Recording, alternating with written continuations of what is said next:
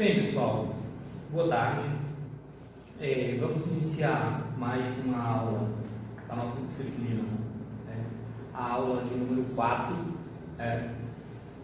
A aula de hoje, iremos fazer uma breve explanação sobre ligações químicas, tá? Como na aula passada nós falamos sobre tabela periódica, sobre os elementos químicos, né? Nesse exato momento, agora, iremos iniciar falando sobre a questão das substâncias que esses elementos formam. Porque assim, na natureza, como vimos na tabela periódica, né, existe alguns elementos, como no caso dos gases nobres, que eles existem isolados na natureza devido à sua estabilidade eletrônica, né? Devido a uma característica que só quem apresenta são esses elementos, não é à toa que eles são classificados como gases nobres, tá?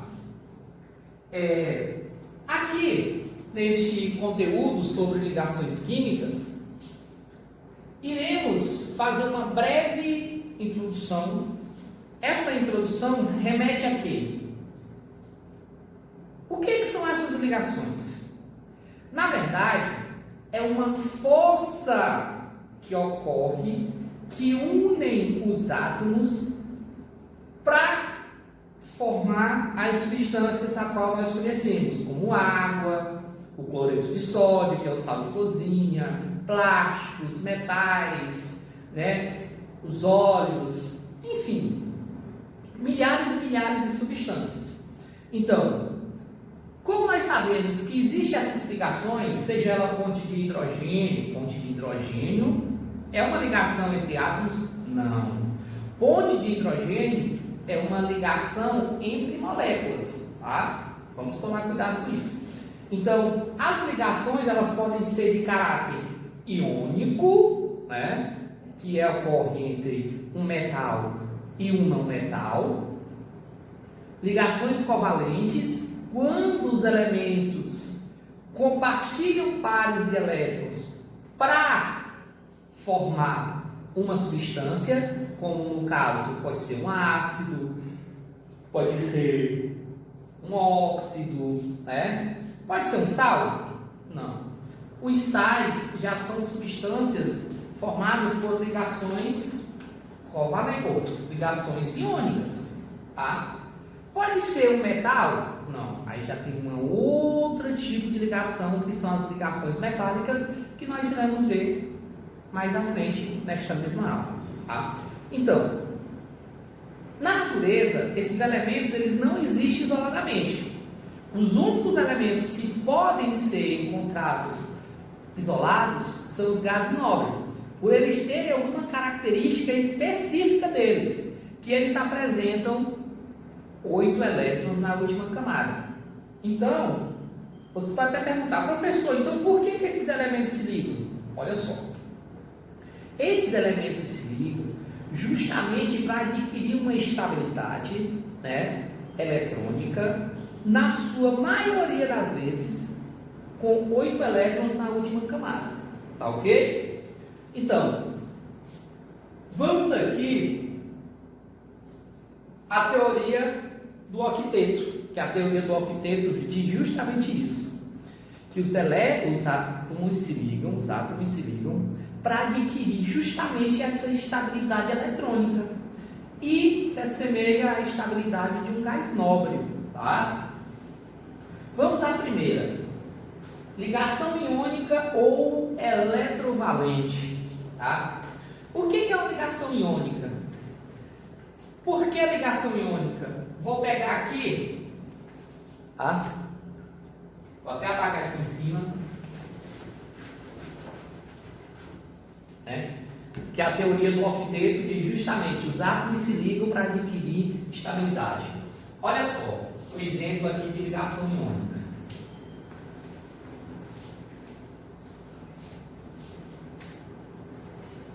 Suponhamos o sódio, o metal e o cloro. Iremos fazer primeiro a distribuição eletrônica para a gente ver quantos elétrons eles têm na última camada. 1s2, 2s2, 2p6, 3s1, ó. K2, L, 8, M, 1 elétron. Tá? O cloro, 1s2, 2s2, 2p6, 3s2, 3p5, camada K. 2, L vai ter 8 e na camada M vai ter 7. Vamos imaginar esses dois elementos aqui, ó. O sódio apresenta quantas camadas? 1, 2, 3. Então, ó, na camada K tem quantos elétrons? 2. Na camada L tem quantos? 8. Na camada M tem quantos? 1. Já o cloro é o seguinte. Também tem 3 camadas, ó, camada K, L e M. Na camada K, o cloro tem quantos? 2. Na camada L ele tem 8. E na camada M ele vai ter 7 elétrons. Observe o seguinte: se o sódio perder, ou seja, esse elétronzinho para o cloro, ele vai ficar com quantos na última? 8. Caracterizando um cátion que ele perdeu um elétron. E automaticamente o cloro, atraindo esse elétron para mais próximo do seu núcleo para adquirir estabilidade, ele, sinalzinho negativo, ânion, caracterizando que ele ganhou um elétron, formando assim o cloreto de sódio. Tá? Detalhe,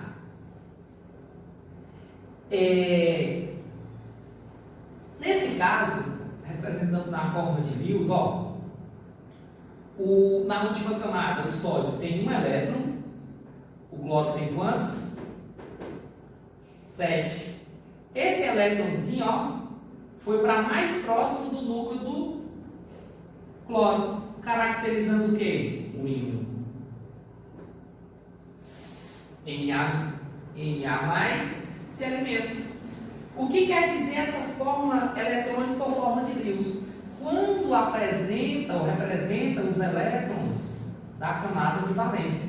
Que esse Lewis, na verdade, foi um cientista que estudou e descobriu a questão da natureza eletrônica da matéria, dessas estruturas, montando as fórmulas a partir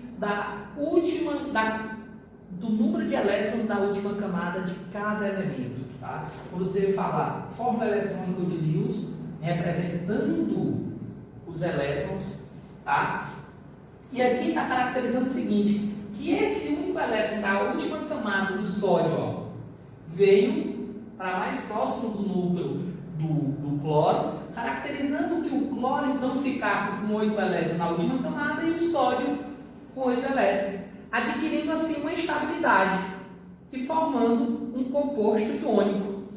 Que algumas características dos compostos iônicos, né, quanto à questão do estado físico, são sólidos, são cristalinos, e o cloreto de sódio nada mais é do que o sal de cozinha, tá? Eles geralmente são duros e quebradícios, né? Tem elevado ponto de fusão e ponto de ebulição, é uma característica das substâncias, dos compostos formados por ligações iônicas, tá? Quanto à questão da condutividade eletrônica, né, os cristais, quando eles estão em estado sólido, eles não conduzem corrente elétrica, porque os elétrons é como se estivesse presos nos cristais, né?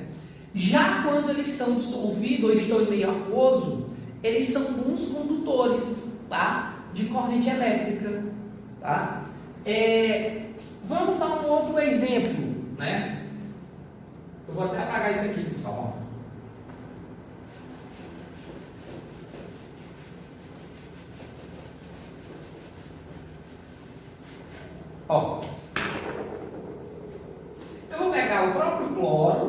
nós sabemos que ele tem K2, L8, M7, e vou pegar o cálcio. O cálcio, no número atômico dele é 20. Então ele vai ter o seguinte, ó, bora fazer a distribuição do cálcio, só para a gente ver, ó, 1s2, 2s2, 2p6, 3s2, 3p6, ó, 4s2, ó, 20, ó, 4, 10, 12, 18, 2, 20. Na camada K ele tem 2, camada L, 8, camada M, 8 e na camada N, 2. Observe o seguinte, o cálcio, que é um metal, está doido para perder quantos elétrons? 2. E o cloro pode ganhar quantos? 1. É aqui, só pode ganhar 1. Por quê? Porque ele tem 7. Vou colocar mais assim um pouquinho aqui.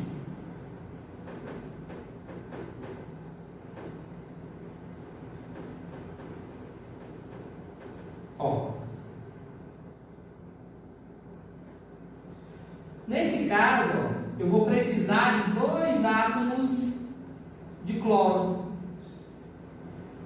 para receber esses 2 elétrons que o cálcio quer perder. Porque os metais, devido à eletropositividade, eles têm tendência em perder elétrons, tá? E os não metais, como o cloro, devido à alta eletronegatividade, eles têm tendência em receber elétrons. Aqui é o seguinte, pessoal, os átomos que têm tendência em perder, eles tendem a se transformar em cátion, carguinha positiva. E os ânions, no caso os não metais, tendem a ser ânions. Ele recebe quanto? 1. A gente assim, ó, a carga vira índice, ó, para a gente saber a forma eletrônica, ó. Fica Ca, que aqui está subtendido, tem 1, né? Ca1, Cl2. Por aqui tem como a gente saber quantos átomos de cloro eu vou precisar para formar a ligação do cloreto de cálcio. Ou seja, se o cálcio está doido para doar 2 elétrons e o cloro está doido para receber 1, então eu vou precisar de 2 cloros para reagir com o cálcio. Porque o cálcio quer doar 2 elétrons e o cloro só recebe 1. Tá ok? Qualquer pergunta, pessoal, vá lá no grupo e pode perguntar no PV. Tá ok? Ligações covalentes. Como o próprio nome diz, as ligações covalentes ocorrem no compartilhamento de pares de elétrons. Essas ligações geralmente acontecem entre hidrogênio e não metais e entre átomos não metais, tá? Como por exemplo, o hidrogênio aqui, ó, ele tem apenas um elétron. Por ele ser muito difícil de tirar esse elétron do seu núcleo, automaticamente eles compartilham, né, adquirindo-se uma configuração eletrônica semelhante ao átomo de hélio, que é um gás nobre que fica estável com 2 elétrons, tá ok? Ó, observe que aqui eu tenho um hidrogênio e aqui eu tenho um não metal cloro. Observe, devido à eletronegatividade, o cloro tem quantos elétrons na última camada? 7. Ele precisa de 1 elétron, correto? Vimos aqui, já coloquei o exemplo para especificar, ó, que o sódio, né, no outro exemplo, o sódio é um metal, ele tende a perder elétron, né, porque já tem essa característica no caso dos metais alcalinos. O cálcio, do mesmo jeito, ele tende a perder elétron. Nesse caso aqui, não. O hidrogênio, o elétron dele, por ele ter só 1, ele tem uma grande atração no núcleo. Então, nesse caso, é muito difícil de ele perder este elétron. Nesse caso, eles vão compartilhar o par de elétrons. É como se fosse assim, ó.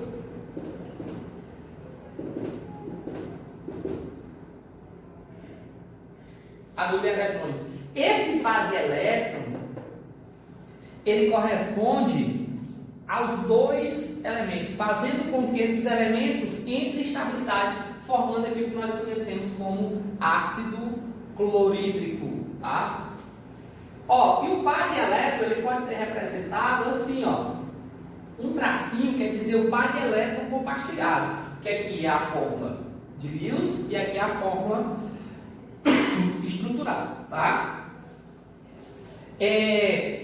Lógico que esses elementos, pessoal, como nós vimos, que a questão da teoria do octeto diz que a maioria desses elementos tende a ficar com 8 elétrons na última camada, né? Como no cloro, tinha 7 e ganhou 1. Aqui, o cloro tinha 7 e ganhou 1. Aqui tinha 7, compartilhou 1, ficou com 8. Lógico que, segundo a regra do octeto, também tem as exceções, tá? Que é o que pega muito. Por exemplo, no caso aqui é o berílio. Ó.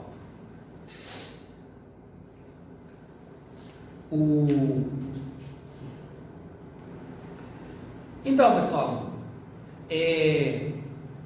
nesse caso aqui das exceções, o berílio, pelo número atômico dele, no caso, ser 4, né? O fluoreto de berílio, né, ocorre que eles fazem uma ligação covalente com o flúor, devido ao flúor ser muito eletronegativo, né? Puxa esses elétrons, muito difícil de arrancar esse elétron para o seu núcleo, então ocorre um compartilhamento de elétrons, o flúor fica estável e este berílio ele fica estável apenas com 6 elétrons na última camada. Então aqui é um exemplo que foge à regra do octeto. Na mesma situação ocorre no monóxido de nitrogênio, tá? Por exemplo, aqui ó, o nitrogênio ele apresenta apenas 5 elétrons na última camada. O oxigênio apresenta 6. Então, neste caso, ó, ocorre 2 pares de elétrons, eles compartilham esses elétrons, e o nitrogênio ficando estável apenas com 7 elétrons e o oxigênio com 8. Tá? Há exemplos também dessas exceções onde a valência de alguns elementos ultrapassa os 8 elétrons, fica com 10 no caso do fósforo. O que acontece? Essa substância aqui, ó, o pentacloreto fósforo, apresenta o seguinte: 5 elementos de cloro e 1 de fósforo. Nesse caso, ocorrem 5 ligações covalentes, que o fósforo tem 5 elétrons na última camada. Tá? Observe que o nitrogênio ficou estável com 7, e nesse caso aqui o fósforo, que é da mesma família, ficou estável com 10. Tá? É uma exceção, porque o cloro, por ser muito eletronegativo, puxou esses elétrons, não consegue puxar esses elétrons do seu núcleo, eles terminam dividindo. Então, nesse caso, ocorre um compartilhamento de elétrons. Nessa situação, ocorreu o que nós chamamos de valência expandida, onde o átomo ficou estável com mais de 8 elétrons na última camada. Tá ok, pessoal?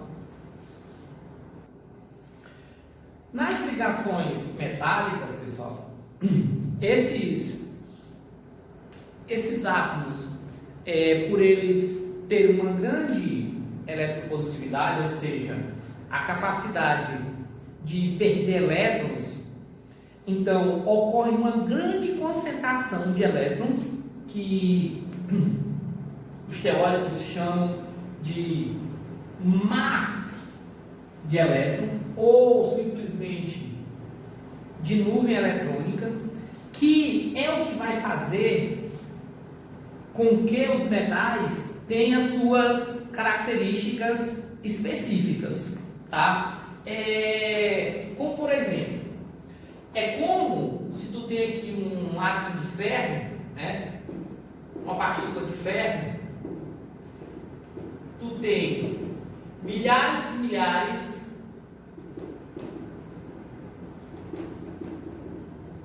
de partículas aqui, ó,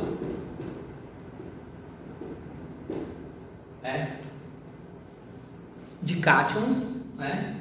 Ou seja, o que são esses cátions? São átomos que geralmente tendem a perder elétrons. Então aqui, ó,